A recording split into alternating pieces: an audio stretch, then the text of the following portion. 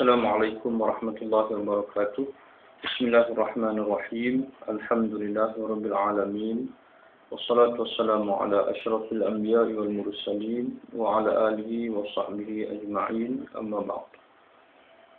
Soalan daripada saudara kita yang memohon penjelasan berkenaan dengan tempoh keharusan untuk seseorang itu melakukan salat jamak dan qasar. Soalan yang berbunyi, saya akan travel ke Kota Kinabalu atas urusan Walimatul Urus pada bulan Ogos. Jadual perjalanan 24 hari bulan bertolak dari LCCT, 25 hari bulan majlis akad nikah, 26 hari bulan hingga 27 hari bulan bersiar-siar, dan 28 hari bulan bertolak pulang ke Kuala Lumpur. Soalannya yang pertama, bolehkah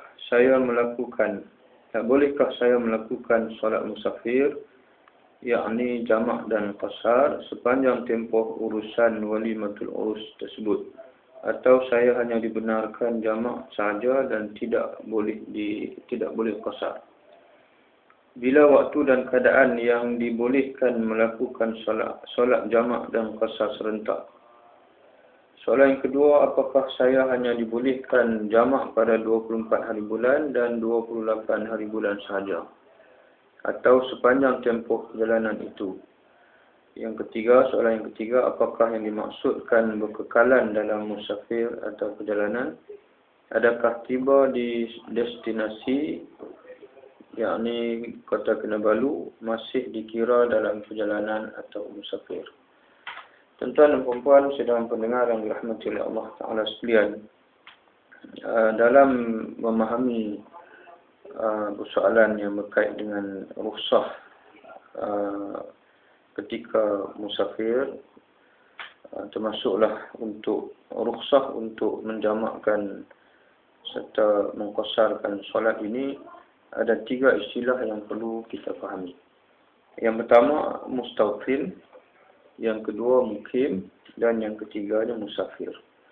Mustautin bermaksud seorang yang berniat untuk tinggal secara tetap di suatu tempat di mana dia tidak akan berpindah lagi dari tempat tersebut. Yang kedua, mukim. Mukim bermaksud seseorang yang berniat untuk tinggal dalam tempoh yang lama di satu tempat. Dia tidaklah berniat untuk kekal terus di tempat tersebut, tetapi ia berniat untuk tinggal dalam tempoh yang lama. Dan yang ketiganya adalah musafir, iaitulah seseorang yang tidaklah berniat untuk kekal di satu tempat dan tidak juga berniat untuk tinggal lama, hanya singgah apabila selesai urusan dia akan pulang ke tempat asalnya. Yang diharuskan untuk melakukan jamak dan qasar hanyalah bagi orang musafir saja. Tidak harus seorang mustautin, seorang yang berniat untuk tinggal di satu tempat dalam tempoh yang selama-lamanya, ataupun seseorang yang berada di tempat tinggalnya, tidak harus untuk dia melakukan jamak dan qasar.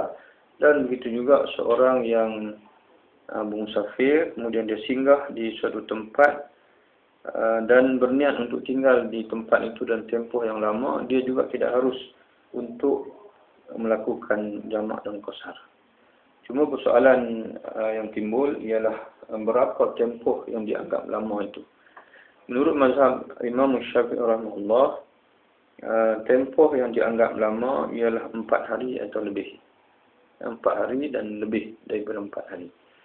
Sebagai contohnya, dalam kes yang ditanya ini, saudara kita yang bertolak daripada LCCT Kuala Lumpur ke Kota Kinabalu. Jika sekiranya dia berniat untuk tinggal di Kota Kinabalu dalam tempoh 4 hari atau lebih, tidak termasuk hari tiba dan juga hari pulang, maka jika dia berniat untuk tinggal 4 hari atau lebih, maka dia menjadi mukim sebaik saja oleh kerana dia telah menjadi mukim, sebaik saja dia sampai di Kota Kinabalu, maka dia dianggap tamat musafirnya, tidak harus lagi untuk dia melakukan jamaah dan qasar. Kesimpulannya dia hanya harus untuk melakukan solat jamaah dan qasar dalam perjalanan, tetapi bila tiba di destinasi tidak harus lagi dia melakukan jamaah dan qasar kerana dia sudah dianggap sebagai mukim, tidak lagi dianggap musafir. Kenapa dianggap sebagai mukim? Karena dia berniat untuk tinggal di Kota Kinabalu 4 hari ataupun lebih daripada 4 hari.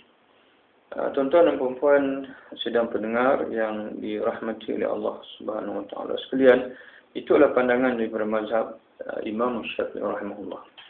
Apabila seseorang itu berniat tinggal di suatu ataupun singgah di suatu tempat 4 hari atau lebih, dan tidak termasuk hari tiba dan juga hari keluar daripada tempat tersebut. Bila dia berniat untuk tinggal 4 hari atau lebih, dia menjadi mukim, tidak harus lagi dia melakukan jamak dan qasar, melainkan sehinggalah pada hari dia keluar.